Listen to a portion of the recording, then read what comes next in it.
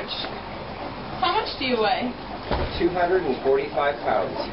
That is so great. And Boomer's 105 pounds. I just got news that George is in the Flagstaff newspaper today. And how tall are you?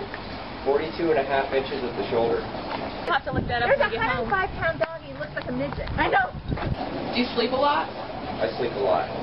Yeah, that's nasty. Watch out. Alright, stay right here, Patrick. Do you eat a lot? Poop I eat a lot and poop a lot too. There he goes. I play a lot. I got a big tongue. Slobber a lot. Ooh. Big ears. Big ears. And I eat 36-inch dogs for breakfast. Yeah. Oh, nice slobber.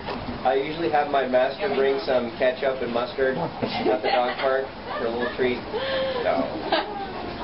You can see more of me at www.giantgeorge.com. Follow me on Twitter and Facebook. Exactly. Love to all my peeps. Over. All right. But he's so slow. There you go. Oh.